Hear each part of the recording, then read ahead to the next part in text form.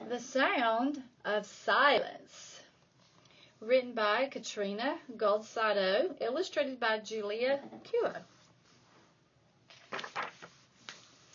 Little Yoshio wiggled with anticipation. 3, 2, 1.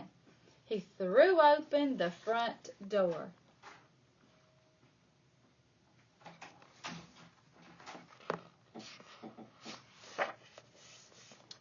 The sounds of the city swirled all around him. Tokyo was like a symphony hall.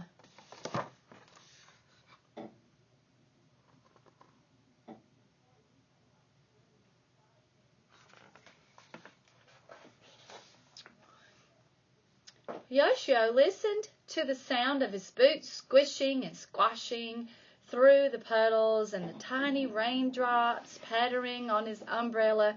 The sound of his giddy giggles made him giggle more.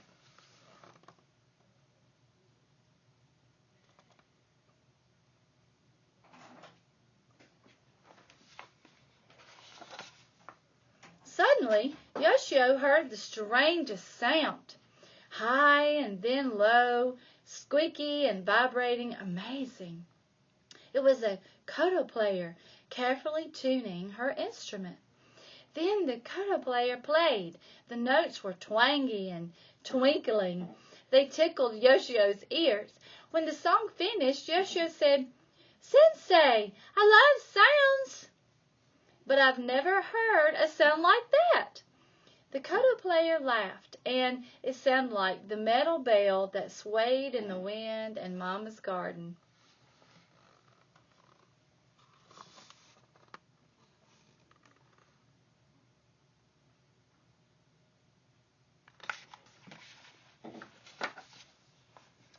"Sensei," Yoshio said, "do you have a favorite sound?" "The most beautiful sound," the koto player said, "is the sound of silence."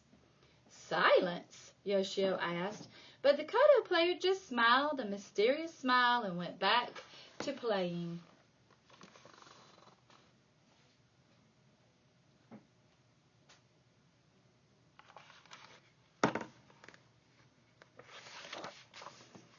Yoshio bowed to the koto player and ran to school.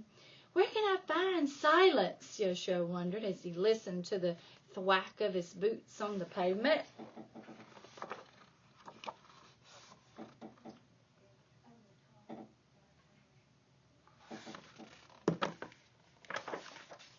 He listened for it through the school day, but there was always some kid making noise. At recess, the sun came out and Yoshio went to the quietest place he knew, the bamboo grove at the edge of the playground. But even there, the bamboo made a taka, taka, taka sound as the wind banged its stalks together. He closed his eyes and heard the swish, swish, swish of the wind, making the leaves talk. It was beautiful, but it wasn't silence.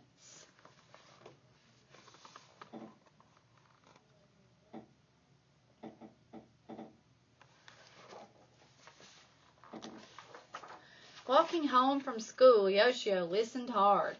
He could hear the horns of buses and the whoosh of bullet trains and the beep, beep, beep of the traffic lights, but no silence.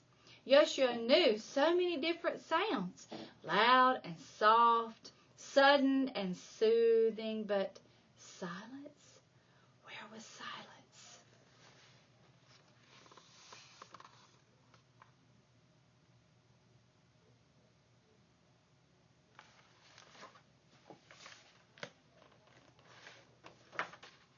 It wasn't in the dining room, where there was always the sound of chopsticks and slurping and chewing and swallowing.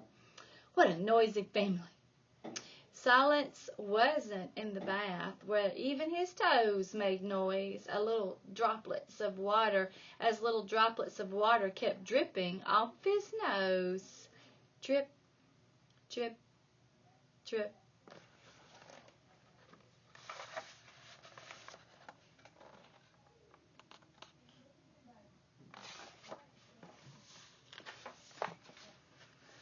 That night, Yoshio tried to stay up late to catch the silence while his family slept. But his eyes got heavy and then heavier, and soon the sound of a distant radio became part of his dreams.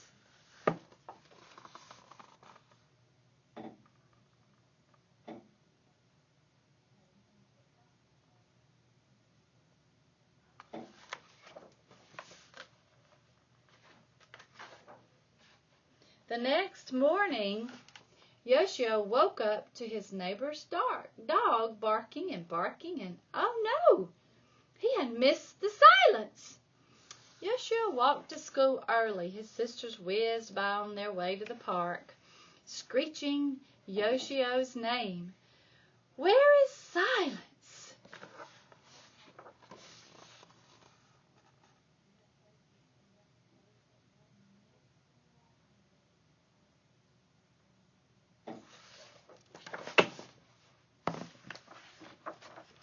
Yoshio heard the creak of the school gates as he pulled them open. No one was at school yet.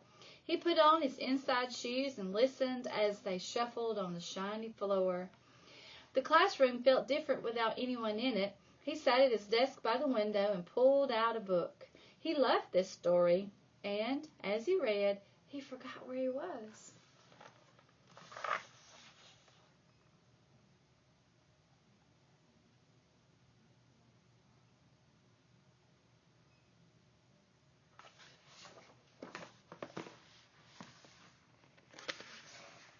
Suddenly, in the middle of a page, he heard it.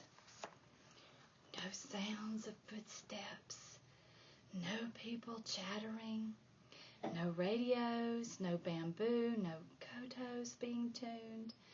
In that short moment, Yoshio couldn't even hear the sound of his own breath.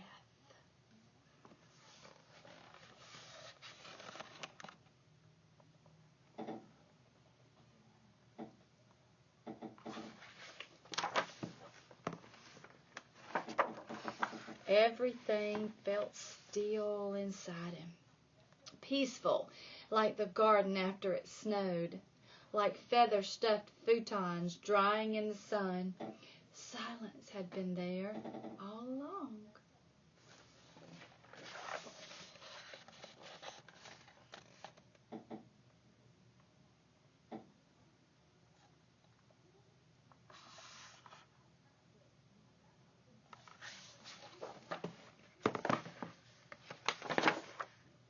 It had been there between the thumps of his boots when he ran, when the wind stopped for just a moment in the bamboo grove, at the end of his family's meal, when everyone was happy and full, after the water finished draining from his bath, before the koto players' music began, and hovering in the air, right after it ended.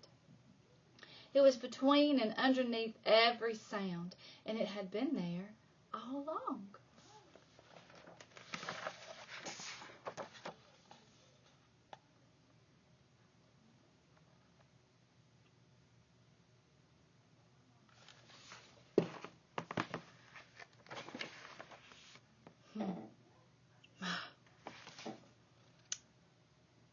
Silence.